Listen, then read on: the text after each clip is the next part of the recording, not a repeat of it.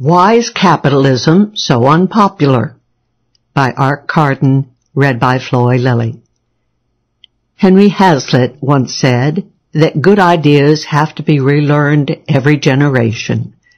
Among the intellectuals of our time, capitalism is wildly unpopular. This in spite of the fact that it is the only social system that has permitted prosperity and flourishing. Why they continue to oppose the free market in the face of such evidence is a matter of debate.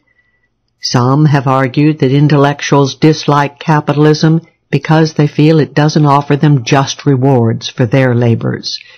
Indeed, academic books do not sell particularly well, and it is easy for the dedicated scholar to feel a degree of envy when he sees lesser minds like John Grisham or J.K. Rowling bringing in boatloads of money for writing relatively straightforward fiction.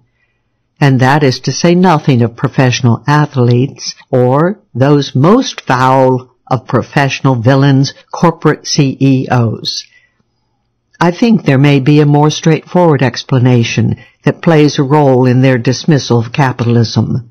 To a man of system, to borrow Adam Smith's terminology, capitalism just isn't that exciting. Participants in the market economy are wholly beholden to consumer wants. The academics envision a grand world where great men fight great wars, periodically inventing great things or developing great ideas. Instead, the market provides us with incremental processes which expend enormous piles of resources in a quest to make better Triscuits.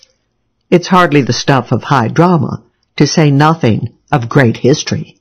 Under capitalism, the common man does not need an intellectual vanguard or a group of virtuous surrogates to make his decisions for him or to defend him against the rapacity of his fellows.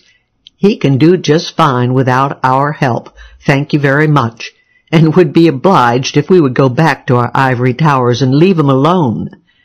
The idea that great statesmen are not needed, to say nothing about being wanted, can no doubt be galling to many who decry capitalism for its excesses.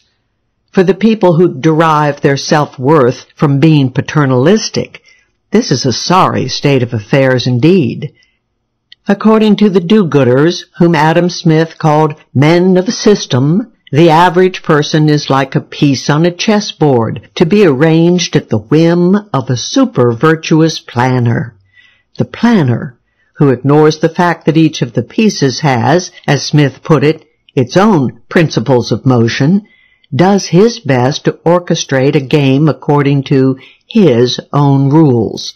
Dissenters are not tolerated. Yet, people are not chess pieces to be moved around at will. They are living, breathing, acting, thinking, rational beings with rights and dignity. Respect for their humanity rules out interventions by do-gooders, no matter what their intentions.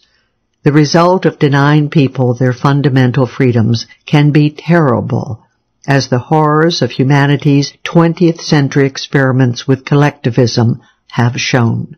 The systemic failure of collectivist states demonstrates to us that the problem is not just that a great man with a great vision hasn't taken control.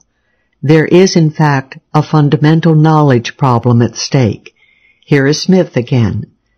The statesman who should attempt to direct private people in what manner they ought to employ their capitals would not only load himself with a most unnecessary attention, but assume an authority which could safely be trusted, not only to no single person, but to no council or senate whatever, and which would nowhere be so dangerous as in the hands of a man who had folly and presumption enough to fancy himself fit to exercise it. The unfettered market does not have much to offer the grand social visionary. It shows that his schemes are quite literally impossible. because he has no specific faculty which clearly demonstrates that we should trust him to direct private people in what manner they ought to employ their capitals. In the absence of market prices or supernatural insight, our surrogate statesman has no standards by which to evaluate which patterns of capitals will most effectively satisfy human wants. Thomas Carlyle famously called economics a dismal science because of economist opposition to racism and slavery. Many mistakenly believe that it was called a dismal science because of the implication of Thomas Malthus's model, which said that in the presence of a fixed factor production, human reproduction would outstrip our ability to produce food.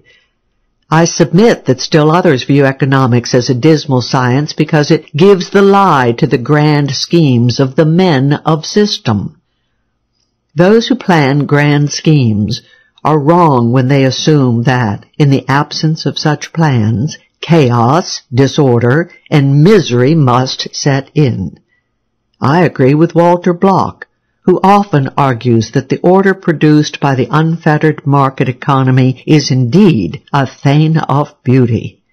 This order is not, however, a machine to be tinkered with or fine-tuned. It is an array of social relationships, which are of a literally incomprehensible complexity. And yet, when free people are left to their own devices, order emerges. The fundamental problem with government intervention is not that our leaders lack sufficient wisdom to guide the global economy. The fundamental problem is that such wisdom is impossible.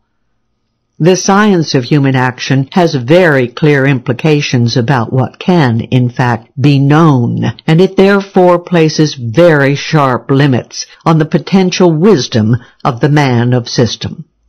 Radical schemes aiming at creating utopia are doomed to failure, or worse, and this is indeed disheartening for the critical idealist.